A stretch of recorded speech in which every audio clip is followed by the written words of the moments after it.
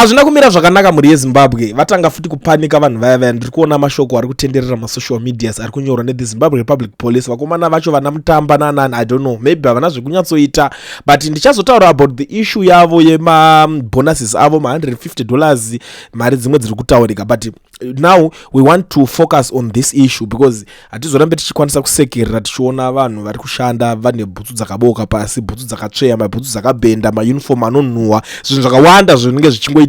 Transport chaicho vanotoleka, vanofamba vachingokumbira even makombi vachididididi vachitambura vachita life inosekesa. Ukaenda pamalunch hour pavo kana uchida kutoziva kune sadza rakatochipa right now. If you go kuHarare time ira palunch hour unoona kunenge uchingoenda kunodyira mapurisa, maissues zvakaita seSAY wayo tichazonyatsotaura nezvavo tichionesana. Iko zvine zvari kubuda vari kutaura. Handisi kuziva kuti kuchikidzira vanhu, handisi kuziva kuti akaunti yacho yezetapi yahekwa, handisi kuziva kuti ndimutamba anyora handwriting yake here kana kuti zvii zviri kunyatsoitika. Inini I'm confused honestly because people are sick and tired. People are saying enough of this drama. People are saying enough is enough.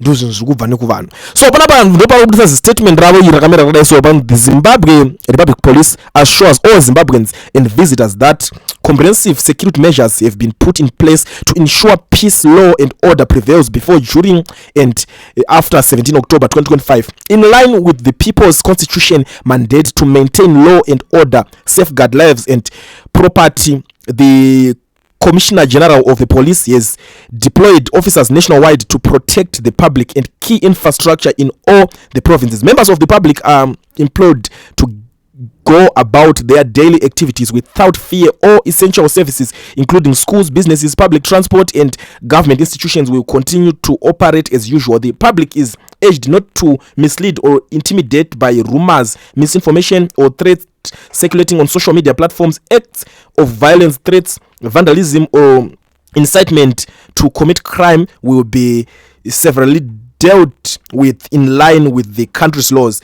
Any attempts to engage in unlawful demonstrations, gatherings, or processions will be met in the full wrath of law. Zimbabweans should feel free to report any suspicious activities, threats, or disturbance affecting their socio-economic activities to any nearest police station or contact the National Complaints Desk. Apedza zvake zitsamba rake aisa WhatsApp number, asikuzoti WhatsApp number yekudeni kwake here kana kuti yechi. One thing that I don't like about these guys ndeyekuti ivo pavanobuda vachitaura zvinhu izvi, pavanobuda vachida kuchidzira vanhu vachida kuningina zvinhu zvese, vanotora zvinhu zvacho kunge zvinhu zvekudeni kwavo. Vanoda kupindira nyaya dzevanhu dzekuZANU-PF voisa muhomwe mavo, but nyaya dzemapoliticians ndo problem yatinogara tichiita nevanhu ivava. But muri Zimbabwe, what I know, kana kuti sekutaura kwandazviita, vapanika, vari kuvhunduka. This is the biggest shock. They are in a panic mode. Zvimwe zvese tingatotaura tikatoswera tichiudzana kuti aiwa but zvinozodai or maybe chinchi. They are in a panic mode. Vari kutya zvisingaite, vakutobvunda cause vamboona kuti masikati vanhu vaswera vachingopusha chinhu chavo chiri kuenderera mberi, hapana chiri kumira. Vanhu vari kungodedza kuti aiwa isusu takutongoita zvatatongofunga kutongoita izvozvo. Handiti muri kunzwisisa pane nyaya yacho. Saka vakuvhunduka kuti vanhu vari kuramba vachishinga ushingo hwakadai so uyu vari kuhodha kupe mutambo zvekare anenge achida kushingirira kuti aiwa atry kuprotecta kana kuti kuda kuedza kushingisana nemabosi ake.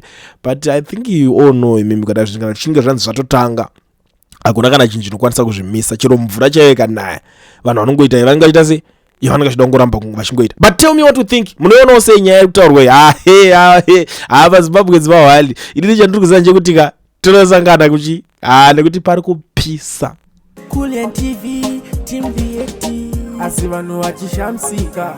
Kulian TV haichadzika, saka subscribe wozolaika, uchawana zvisapana chichazosha. Everybody say Kulian, Kulian, Kulian, yeah. Information is brilliant, brilliant, brilliant, yeah. Everybody say Kulian.